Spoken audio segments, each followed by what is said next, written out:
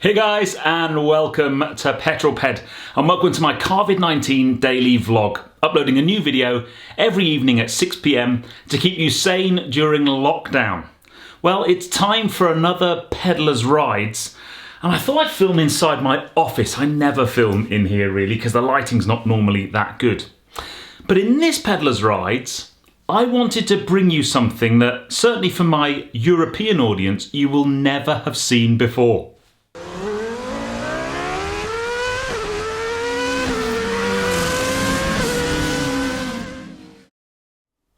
So as usual, before we get stuck into the meat of this video, we have a couple of Peddlerz Pups for you. Now, first off, thanks to Stella Smith, we have Wilbur and Fitz. Now, Wilbur and Fitz are white schnauzers. Now, schnauzers come in 4 colours: white, black, pepper and salt, and black and silver. Just thought you'd say. Yeah, there you go. A little bit of schnauzer knowledge for you.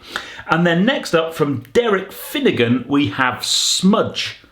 And Smudge is a cat, so a Peddlerz Purrer, obviously, but I think he's got the Puss in Boots big doughy eyes look absolutely nailed. Well done, Smudge.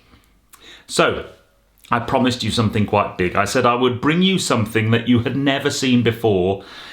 This is aimed at my European audience. So we are going to head over to Pittsburg in Pennsylvania to a YouTuber called EA40 and a Lincoln MKT. To quote a common influencer line, a lot of you have been asking me about this car. Okay, so not a lot of you have been asking, but a few people have been. Along with that, I've actually been challenged by a couple people to review some of my family vehicles, especially now because we're all under lockdown and there's basically nothing else to do. So hello everyone, I am EA40, and right here we have a car that you will not see in Europe, the Lincoln MKT.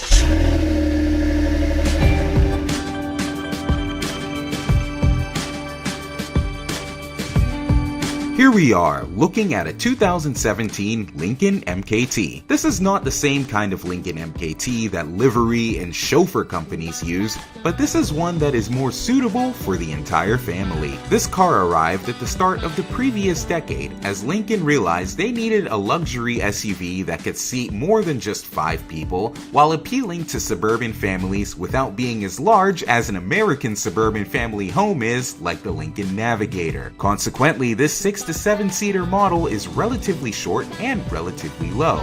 And depending on whom you ask, it's relatively unattractive. The first Lincoln MKTs, the front end of that, it looked like a shark. It was very polarizing. It was like in your face. It was quite a little bit to look at. When they updated it for 2013, they ended up making it a bit more subdued, but it looked like a whale. This one, I don't even know what to describe it. I guess the more politically correct way of describing it is an acquired taste. That's probably the best way of putting it. As far as the back end of this car goes, I relatively like this design. It's nice and sleek with this nice long light bar. The only thing I don't really like is this backup camera with the way it just juts out like that. I'm not really a big fan of it. But otherwise, I like the back end of this car, even though it looks a little bit too much like a whale. So I guess the whole car almost looks like a whale then when you also consider the side profile. So we have established that the exterior of the Lincoln MKT is a bit of a mixed bag and can look like an aquatic animal. That's not very great when it comes to sales and making a good first impression. Perhaps the interior has some redeeming qualities. Does it? Yes, it does. But let's get some of the bad out of the way first. Some places, such as the seat controls and such, I don't like the hard plastics around here. And then other places have a bit of questionable fit and finish that you wouldn't see on some of the German competitors, for example. But all that bad stuff aside, it's actually surprisingly good in here. Around the instrument cluster, you have 2 displays to flank the speedometer. Everything's relatively easy to see. You have about an 8-inch touchscreen here, and it runs the Sync 3 infotainment system. It still controls some things that I prefer to have buttons, such as the heated and active cooled seats. Yes, this car does have that, along with the heated steering wheel. I wish there were buttons for it, but it's controlled in the touchscreen. I guess that's where things have been going anyway.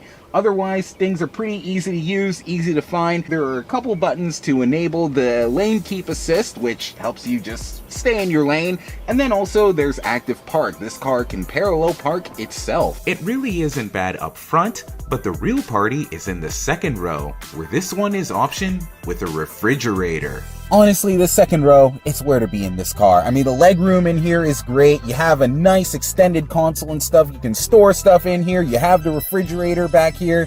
And it's just a nice place to be overall. There's even a bit of lumbar support. And like I said, heated and active ventilated seats, along with your own climate control back here. Now, I'm not Tyler Hoover. I don't have any kind of gray poupon or anything to drop out the window, and it wouldn't look very good for me to do that either, since everything is short in the grocery stores. So I'm just gonna exit the way I entered.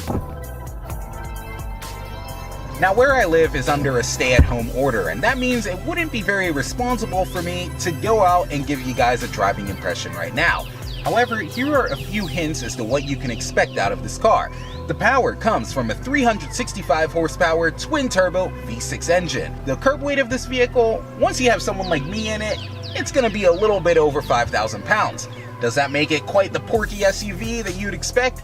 No, actually. Center of gravity on this is pretty low, and the ride is actually quite good. And one good clue of everything, when you look at the visor, you don't see a sticker of shame that a lot of similar SUVs get that say, oh, higher rollover risk, avoid abrupt maneuvers at excessive speeds. This one doesn't have that. And that's really good for where I live around the Pittsburg area, where there are a lot of curvy roads and hills. Dare I say it, this car can actually be a bit fun to drive on some of these back roads. Makes you wonder why people are getting bigger SUVs that seat the same number of people but weigh even more than that and aren't really as fun to drive around the curves. Like, why? Get something that's a little bit more direct. This one floats well anyway. Those other ones don't float much better. Just why get something that can't really handle? Doesn't make sense to me. With fun driving dynamics, some good features, a somewhat amazing interior, and more, perhaps this is a compelling car to buy.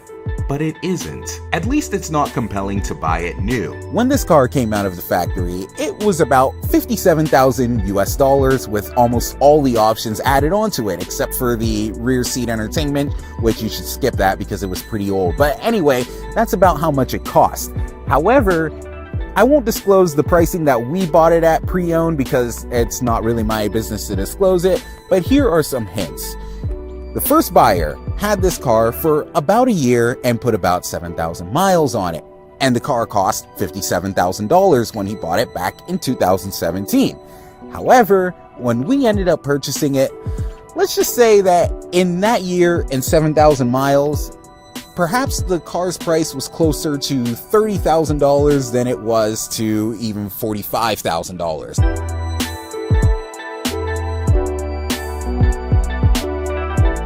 Residual value it does not have, comfort it does have, fun dynamics it does have, but in production it is not, as the new Lincoln Aviator has its place in the lineup. But despite its flaws, I will still say that when it was sold, the Lincoln MKT was one of the most compelling SUVs in its class.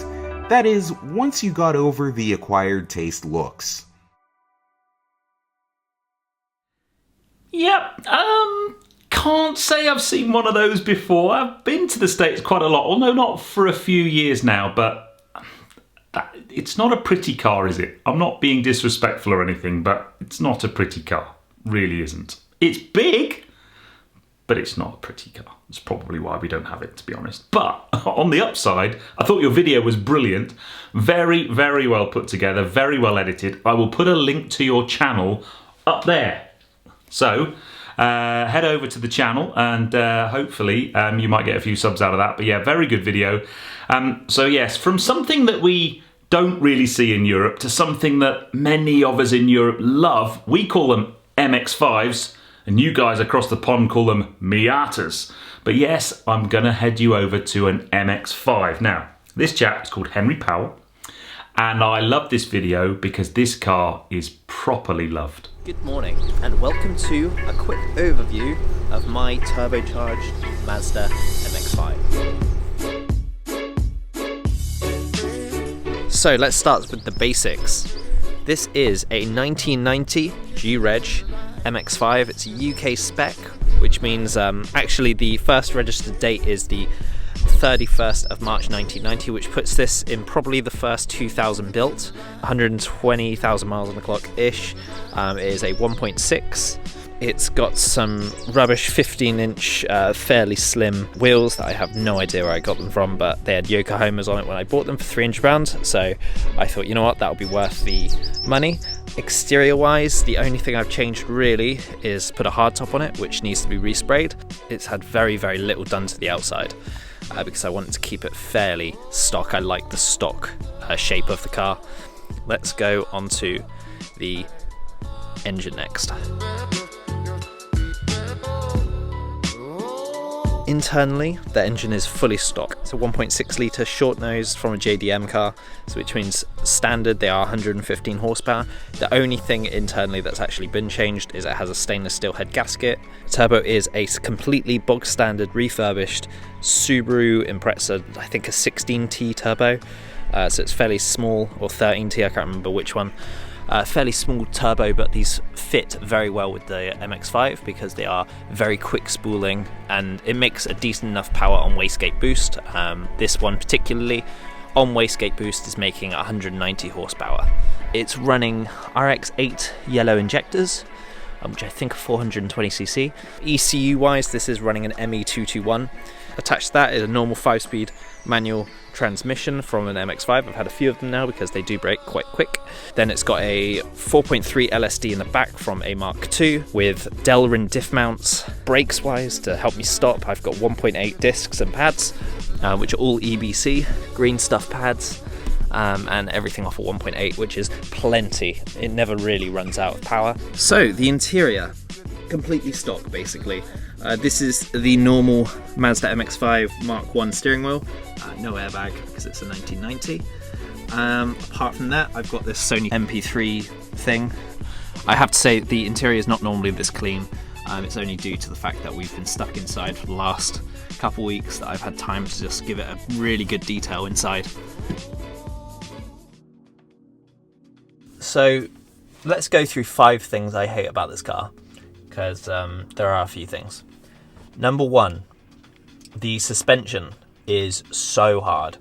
Being that they are cheap eBay coilovers, they're really bouncy, and the fact that they're about 7 years old now probably, and I bought them secondhand already. Number 2 is because everything is Delrin or polybushed or solid, you feel every bit of vibration through this car anyway. On top of any single rattles, if there's not something quite right with the car, you will feel it. Number 3, this car needs sound deadening. It's very loud anyway. I don't really have any other things, to be honest. The good news is though, that all those bad things that I don't like about the car are completely dwarfed when you drive it, and I remember how much I love this car and why I bought it in the first place. I've had this car now for 8 years, like I said, and I love it. I cannot get enough of it. Even when it was standard, I love driving it. It's such a fun little car to drive. And I don't think it could be replaced unless I had, 20 grand, or if I had a 987 Boxster S or something, but those are 15 grand for a decent one. And this was like $1 grand when I bought it, and I've probably put 2 into it. So there you go. That's a quick overview and quick few things I don't like, dislike, and future things I'll be doing to my MX5. Hope you enjoyed the video.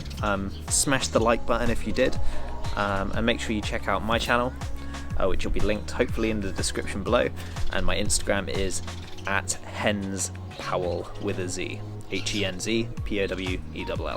And yeah, if you want any more Mazda MX5 content, check out my channel. Thanks guys, bye bye.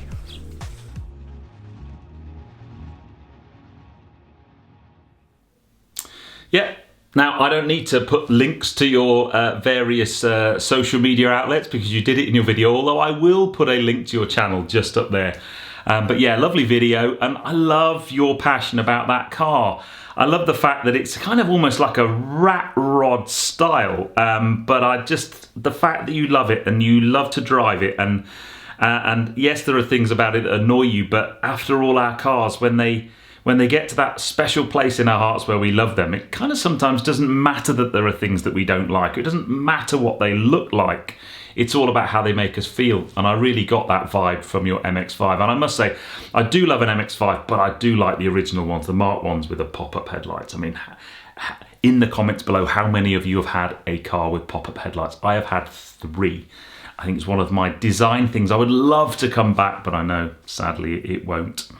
But my final tip for you, my friend, is as you are a YouTuber, you could always wrap it. I mean, I've managed to last 4.5 years on YouTube without wrapping a car. Maybe I'll stick to not wrapping a car as well. By the way, I just thought I've never really had this on the channel very much. I am a huge Lego fan. I haven't done any Lego during lockdown, but that's about as close to a Bugatti Chiron as I'm going to get. I've got the 911 GT3 RS behind the camera as well. But yes, I thought I'd put that there for a bit of backdrop. But anyway, guys, I hope you've enjoyed this one. If you have done so, please give me a thumbs up. Comments below are always welcome. And if you haven't done so already, please subscribe to Petrol Ped for plenty more content to come. And I'll see you in the next film, guys. But you take care. Stay safe.